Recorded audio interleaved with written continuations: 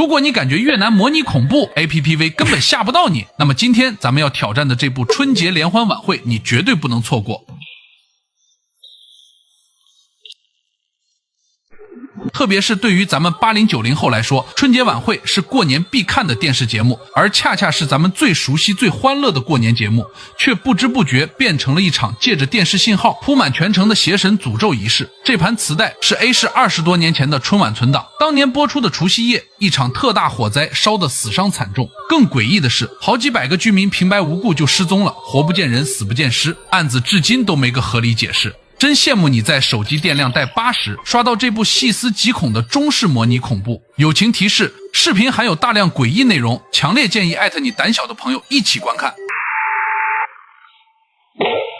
录像刚一开头，刺耳的电流声滋啦滋啦往耳朵里钻，持续了几秒后，一个倒立的黑色十字架忽隐忽现，还不等我反应过来，画面咔一下切成黑白，镜头直勾勾对着一桌子年夜饭，鸡鸭鱼肉摆的是挺全，可这阴冷的色调看着比灵堂供桌还让人压抑。更奇怪的是，看着看着盘子里的清蒸鲈鱼竟然活了过来，没多大会儿，画面直接切到了新闻演播室。这时女主播接了个场外连线，对面是本届春晚的导演，叫吴穗。本来就是个普通采访，可仔细听发现这吴穗说话有点别扭，一字一句都像话里有话。他翻来覆去就强调一件事，全市居民都别提前离开电视，不管发生啥必须熬到午夜0点，说0点迎新才是晚会的关键，所有人必须一起看。这话似乎就是在暗示让观众们熬也要熬到12点，这里是个伏笔，咱们继续往下看。连线刚挂，新闻就插了2条快讯，你可别觉得这是凑时长的水内容，全是伏笔。第一条说有颗罕见的彗星，当天午夜0点刚好飞过 A 市上空，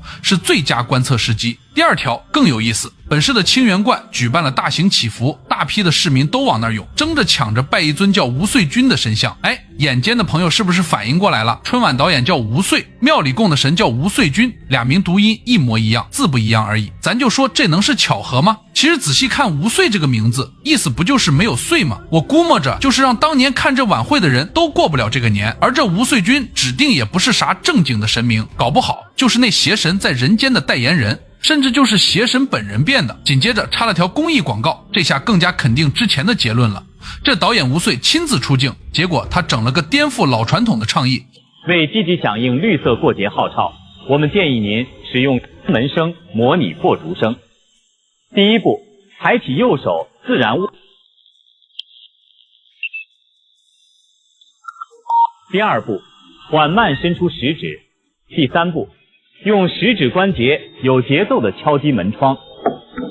说完还亲自给大伙示范动作，他说这么做是为了环保，还能不打扰地下的老祖宗。话说咱中国从古至今过年放爆竹是干啥的？说白了就是崩邪祟赶年兽的，是往外撵脏东西的。咱们再说那敲门是啥讲究呢？民间招魂仪式全是靠叩门喊名字引亡魂回来的，其实这纯就是招魂接引的信号。这老小子拿环保当幌子，硬生生把驱邪的年俗偷换成了招引邪祟的集体仪式。全城人跟着他敲门敲窗户，等于主动给邪神开门。伴随着红金色的倒计时数到0， A 市春节联欢晚会正式开场，真正的邪门仪式也悄摸启动了。大街上全是过年的人，红黄2头舞狮踩着炮纸来回蹦跶，路边人拍手叫好，看着喜气洋洋的。镜头突然一转，切回春晚舞台，这时舞台上的男主持人表情有点痛苦，似乎手上的稿子写了什么可怕的东西。可很快男主持调整好了状态，开始声情并茂送新春祝福。女主持看着也挺正常，表面看着啥毛病没有，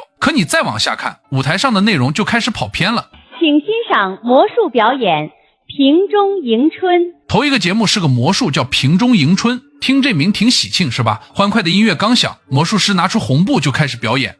一团红，八方动，福气太多兜不住。红布一扯，底下居然趴着一只老大的章鱼。就这么个不伦不类的海洋生物搁春晚舞台上，台下观众愣是一点疑惑没有，个个挂着僵硬的笑，玩命鼓掌，就像脑子被人抠走了一样，连正常的判断力都没了。你以为这就够离谱了？狠活还在后面呢。魔术师抓起章鱼就塞进一个大瓷瓶里，抬手对着瓶身啪啪啪拍了3下，再等他再扯下红绸子，瓶口居然露出来一个年轻女人的脑袋。这魔术从开始就透露着说不出的诡异。其其实这就是当着全城观众的面演了一场披着喜庆外衣的活人献祭。接下来的相声节目迎财神更是藏着细思极恐的坏心眼，俩演员站台上唠年夜饭怎么摆座位，其中一个特意强调，就算家里只有3口人，饭桌也得摆4把椅子，过年了来的都是客，哪怕压根不认识也得把人请进门。这话听着像是讲待客之道是吧？咱就说大过年了，要是有个根本不认识的陌生人来了，咱凭什么要把人请进门呢？咱再结合之前吴岁让大家一起敲门的那件事儿，你仔细品品，老辈人过年多摆一副碗筷，那是给已故的至亲留的，是带着念想的心意。可这相声里说的多放椅子，没说来的是谁，从哪儿来，就告诉你不认识也得让进，这不等于教全城人主动撤掉家门的防线，给所有来路不明的脏东西敞开大门吗？相声正说到热闹处，电视画面咔一下就卡住了，俩演员保持着姿势一动不动，跟按了暂停键似的，没几秒整个画面开始疯狂扭曲，伴着沉闷的低频噪音，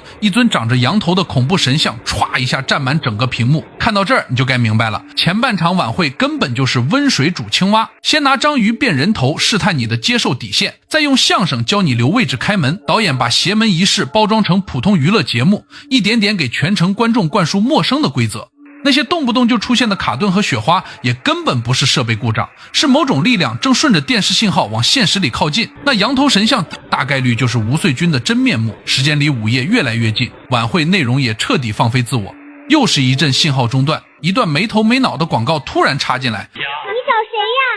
我找小白兔。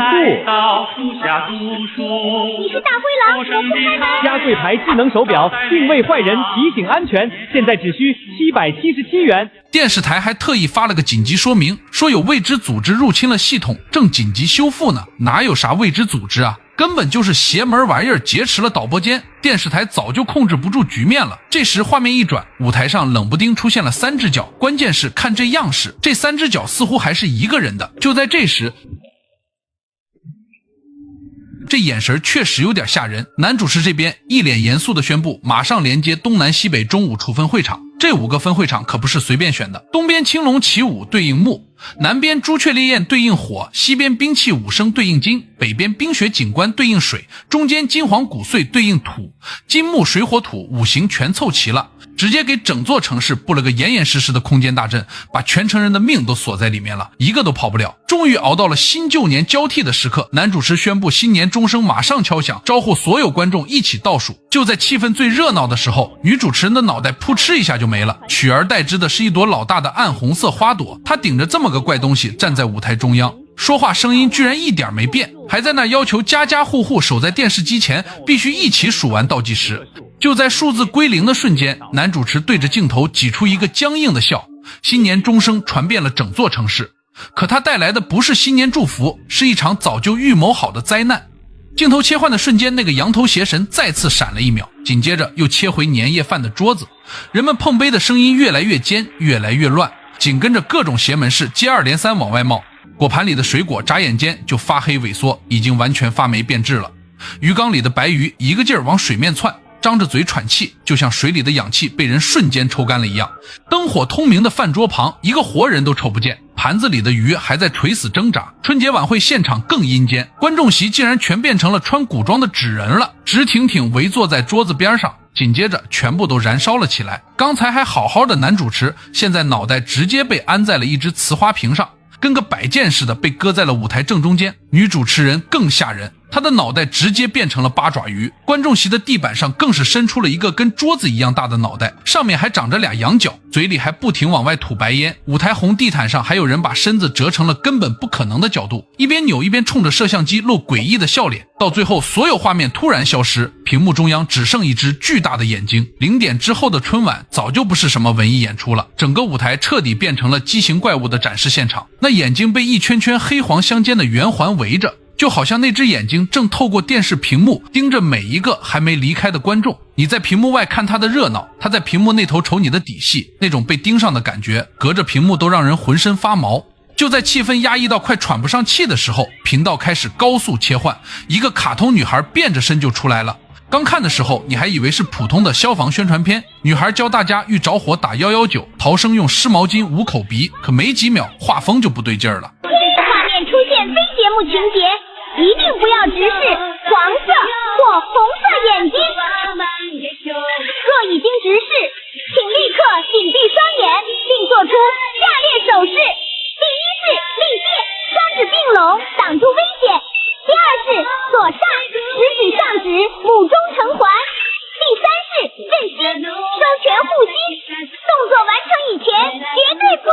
可话说回来，都看到这一步了，这份提醒对于大部分人来说，菜都凉了，该看的不该看的早就都瞅见了。话还没说完，画面歘一下切到了一条黑黢黢的走廊，走廊尽头摆着个神龛，羊头人身的吴穗军端端正正坐在中间，四周密密麻麻全是蜡烛。镜头一转，这羊头神像直接贴脸开大，后头还挂着写着天岁宫的对联。突然神像的眼睛亮起刺眼的红光，尖叫声、野兽式的低吼声一下子全涌了出来。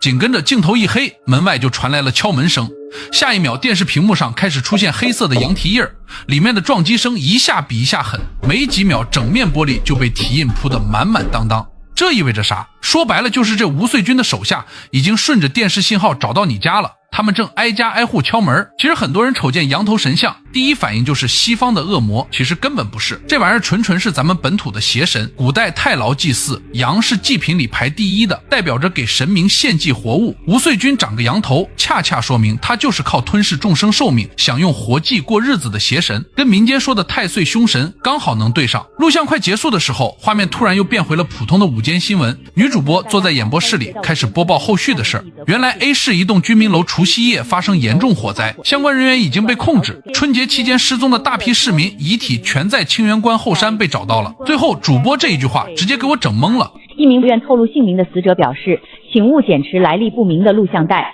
以免……兄弟们，你们看这句话是啥意思呢？新闻播完，电视又跳回了节目中段的测试图，沉闷的心跳声一下接一下响着。最后画面定格在一片木刻风格的黑树林里，一个穿红衣的女人独自在枯树里穿行。仔细看，这个女人似乎就是女主持人。树林四周伸出来无数干瘦发黑的手臂，从四面八方疯了似的往她身上抓。录像到这儿彻底结束了。咱们平时总认为大伙儿都在做的事儿就肯定没错，总把统一的安排当成不容置疑的正确。可你寻思寻思，真要是所有人都错了呢？对咱们普通人来说，这片子更像一则关于清醒的寓言，永远别在集体的狂欢里丢掉自己独立的判断力。很多人看完总惦记那3个保命手势，觉得学会了就能逢凶化吉。可咱说实话，真正能护住你的从来不是什么花里胡哨的手势，而是不随波逐流的那点迟疑，是别人都往前冲的时候，你愿意停下来多问一句，为啥要做得清醒。咱最后也多说一句，这片子说到底就是个虚构的模拟恐怖作品，大伙看个热闹就完了，可别真往心里去。现实里咱们还是得信科学讲理性，别信那些歪门邪道的东西。好了，今天的故事就到这里，我是听雨，关注我，咱们下期再见，拜了个拜。